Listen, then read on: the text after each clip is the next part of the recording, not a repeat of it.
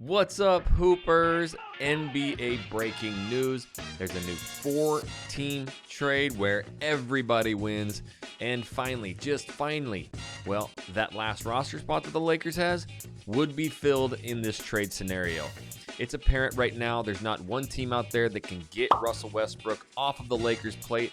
And in fact, the Utah Jazz have been trying forever to get those 2 picks from the Lakers, but there was just not enough value coming back. So this 4-team trade would do it. Why did the Lakers sign Dennis Schroder? Why are they keeping a spot open? It could be for a big blockbuster trade like we're about to get into in this video. Now, this trade would give them the size that they need on the wing, but it's going to get them straight shooting. And I don't care what you do with the Lakers organization right now. If you got a healthy Braun, you got a healthy Anthony Davis, these 2 dudes can get you the points. And if you have shooters that can stretch defenses, they're going to get downhill and score buckets.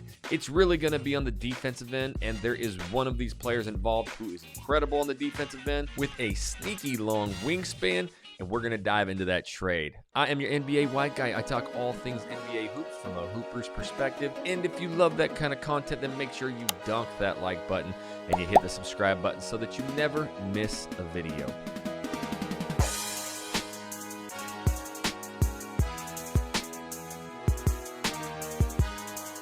All right, so there's been some breaking news coming out that the Lakers really were discussing 4-team trades before the Donovan Mitchell trade happened. But now with him gone to Cleveland, LeBron's old home, which that team's going to be nasty this year. You watch them. But the Lakers are really trying to get some more shooting, and they want to move off of Russell Westbrook, let's be honest. Now, I do a lot of content on this, and I do feel like that Patrick Beverly, Russell Westbrook thing can work, and I don't care about the differences and the fights and the scraps that they've had in the past. Once you're teammates, you're homies for life. It's just how basketball works. And I have been in that situation multiple times, playing crosstown rivals, playing, against these other college players. And then all of a sudden, when the all-star team starts or the AAU teams, we're homies. We are fighting together. So I see them working. But Westbrook can't shoot for a lick. And if you get him to his absolute spot, which is the corner, he can knock him down. But at the same time, he's doing the same exact position as a LeBron James. So that's why I'm really high off him coming off the bench, which I don't know if he's going to do. But this is a trade where you never have to worry about that again. And it brings in some really top-notch shooting. And I'm talking about floor-stretching shooting, which again, as long as we got healthy Anthony Davis, healthy LeBron James, we can score points, but we got to lock in on the defensive end. And that's where it gets really, really good for the Lakers. So let's discuss this trade and the 4 NBA teams that are involved. So here are the 4 teams that are involved. It is the New York Knicks, the Knickerbockers, the Charlotte Hornets, and we also have obviously the Utah Jazz and the Lakers. First and foremost, where does Mr. Russell Westbrook go? He goes to the New York Knicks. Who are they offloading? Cam Reddish and Evan Fournier. Now, this is something, I saw this actual news article go out and I read all of the comments, and usually it's a bunch of this is garbage, this is fake. That's not what this trade really brought out in the comments. Everybody was like, whoa, this is kind of win-win, and I could see this happening, right? So I will bring up some of these comments here in a little bit, and then I want you to comment down below who wins this trade right here. So why would the Knicks want Russell Westbrook? So from a Hooper's perspective, just straight up what I think would happen if they did this, they've already threatened that they want Cam Reddish out of there. Thibodeau already says he doesn't like him on his team. But he's on a 1-year deal, so you might as well get something for him. Now, getting Russell Westbrook, is that really getting something? Well, if he has campaigns like he's had in the past, heck yeah, it is. That dude is an absolute triple-double walking bucket, but the Lakers organization and having a LeBron James right there side by side who plays your position, terrible move. But now he goes over. They have Brunson. Brunson can move over to the 2. They're going to have a smaller backcourt. But this is where Russell Westbrook really, really can flourish, is when he is in control. So if you can get him to play at a high level, the Knicks just need some sort of win. They need the crowd to go wild. But he's on a 1-year deal. This is where it gets interesting, because if you move off of Evan Fournier, which is exactly what they've been trying to do all offseason, next season, they will have Russell Westbrook off the books, they will have Evan off the books, and they have a ton of draft capital, and maybe, just maybe, they won't blow the free agency period. There's some monster free agents next season, so that's what they would be in line for. They can be relevant this year with the Russell Westbrook, but they get rid of Evan Fournier. They clear all that cap space. They have tons of draft picks. That's where I see it really working. And honestly, Russell Westbrook in the locker room and the way that he hustles and plays, if you're paying Brunson to be your dude, well, why not have a guy who absolutely puts in the work? There's not an NBA player out there that talks about Russell Westbrook in a negative way. They say the dude is a gym rat. He works out, he shows up, and he works as hard as he possibly can. So why not infuse Brunson with that for next season when you go all out getting your all-stars? Now, next up on the list, you have Charlotte. I'm huge on Charlotte doing something because that team is irrelevant and they have LaMelo Ball. I think LaMelo is going to be one of the NBA's biggest stars the next few years. He already is, but he is incredible at basketball. Really, if you look at it away from the stat sheets, just the way that he composes, his confidence, his way of getting people open, finishing, passing, like this dude needs some talent around him because he will make everybody better, just like, you know, LeBron can do with the team, just like Luka can do. So this is somebody that you can put on the Charlotte team that can go out and get you buckets, and then having a guy like LaMelo that just really draws the attention of all your entire team. Randall's a guy who can finish, but he can go get his buckets too. So I really am big on Charlotte making some moves to surround LaMelo with some other talent and not just waste it and just hold on to this draft capital. Like, they got to go make a splash. I'm not quite sure Charlotte's a place where you're going to attract a lot of these free agents. Again, next season, massive free agents available. So, and this is a way, obviously, that they can get off of Terry Rozier's 4-year contract, you know, and give them to the Lakers. So I know what you guys are wanting to hear is how it fits with the Lakers. I'm going to bring out the shot charts. I'm going to bring up statistics. I'm going to break down some film. I will show you why it's a fit. Next up, Utah. It is unbelievable what they are doing right now with this draft capital. I cannot believe the amount of draft picks that Danny Ainge was able to soak out of Rudy Gobert and Donovan Mitchell. No free agents want to go to Utah, period. And when you think about that contract with Evan Fournier, you know, 3-year, and they don't want to absorb that, they don't really care about that. They just want draft capital. And if you talk to any GM or listen to them in the entire NBA, what do they say the most coveted picks are right now? The 2 Laker picks, because they're in 2027 and 2029.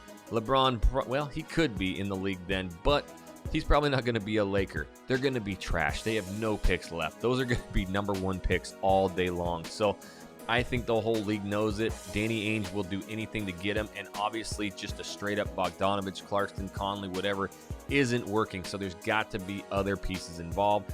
This is something, if they can get Bogdanović, which Danny Ainge does not want to get rid of, he will do it for these 2 picks. Now, he's going to have to take the Cam Reddish, the Evan Fournier. That's fine. Cam's on the 1-year deal. Evan, they can buy out, do whatever. But the Lakers, they got about 17 point guards in the locker room right now. Why do they need Terry Rozier? I'll tell you why. Here's the thing that you need to know. First and foremost, we need shooting, okay? So you have Patrick Beverly in there who can really orchestrate a defense and take the words and the wisdom from Mr. Darvin Ham and instill it and fire into LeBron James and Anthony Davis out there. I think Anthony Davis is on rebound year anyways. I think he's going to be a monster. LeBron, he can turn it on when he wants to, but he needs shooting around him. What does Bogdanović do? He shoots the lights out. What does Terry Rozier do? Let me show you. It is insane. So when you look at this, the first thing that I noticed besides 2015 year, where he played 39 games, after that, 74, 80, 79, 63, 69, 73. The dude's available and he plays. He's not injured, right? Now, you do have guards in there like Dennis Schroder. You've got Patrick Beverly. I'm okay having these point guards if they accept a role. Dennis Schroder, you're getting for almost free. The Lakers loved Dennis Schroder, and why he didn't take that $80 million extension, I have no idea, but they wanted to give him that. That means they love Dennis Schroder, and now you're getting him for $2 million. So he can come in and start, or he can come off the bench. He knows he has to go and ball out to get that next contract. Patrick Beverly's going to do his thing. I ain't really worried about him. But having another guard, which I love, Kendrick Nunn. The problem with Kendrick Nunn, and I've been super high on him, there's also rumblings that he's not healthy for the beginning of the season. So he could be working through injury or getting back to health. We saw what happened with Clay last year.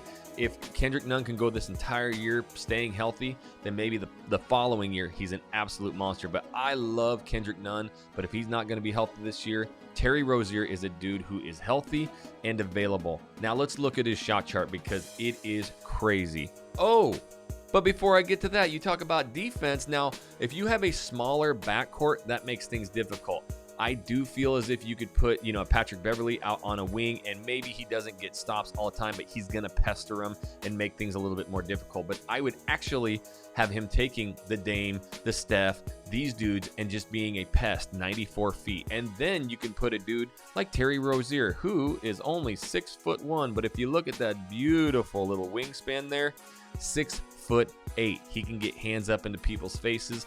That is something to really look at. If you look at last year's stats, he averaged right there 1.3 steals a game. So he's getting into people's faces. He's very active, and he's a bucket. He can easily pour in 20-plus points a game. So this is one thing about him. 4 rebounds, 4 assists in 69 games last year.